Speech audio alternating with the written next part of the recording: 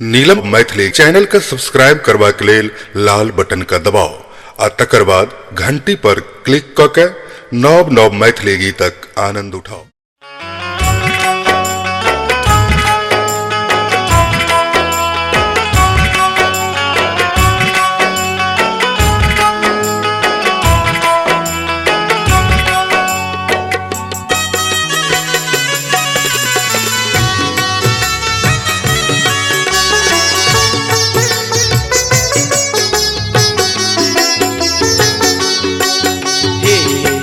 प्राण प्यारी नए रूप सजल करू, हे मोर प्राण प्यारी नए रूप सजल करू, हे मोर प्राण प्यारी नए रूप सजल करू, हे मोर प्राण प्यारी नए रूप सजल करू।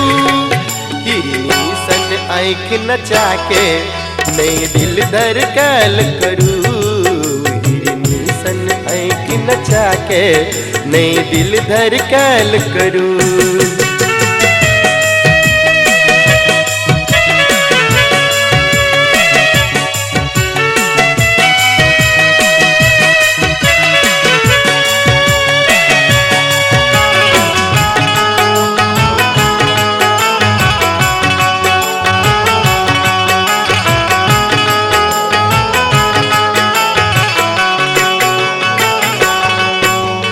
चांद सनक मुखरा जना चम चम चमकैया, आहा के देख के सजनी मन में टीस उठैया।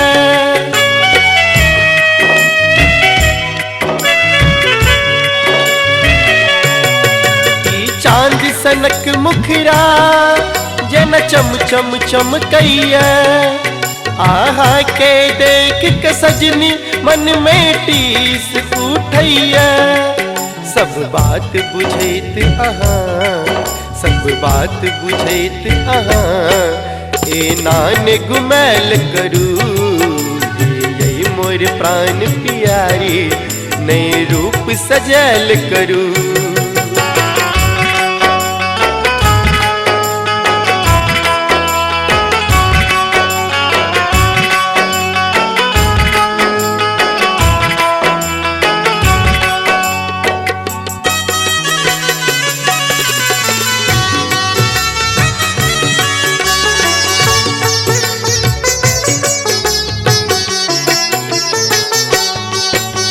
मन मयूर गोरी सबके दिल में नाचे, आहा के हंसी सुन के मन में सितार बाजे।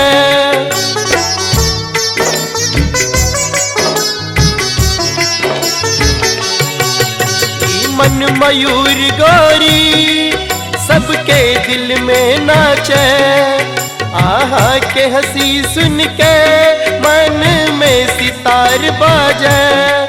घूंघट के तौर में ये, घूंघट के तौर में ये नान लजल करू, घूंघट के तौर में ये नान लजल करू।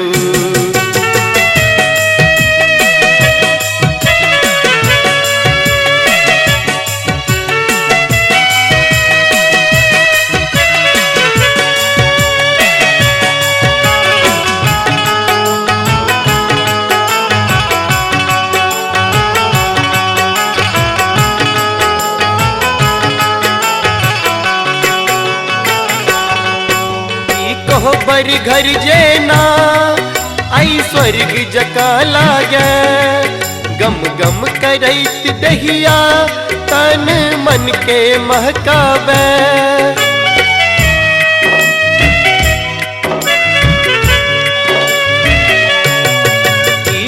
बर घर जेना आई स्वर्ग जका लागे, गम गम करैत दहिया तन मन के महकावे। मन में आह प्रेम जगा क, मन में आह प्रेम जगा क, ए नान परल करू, मन में आह प्रेम जगा क, ए नान परल करू। हे यही मोर प्राण प्यारी नए रूप सजल करू। हे यही मोर प्राण प्यारी नए रूप सजल करू।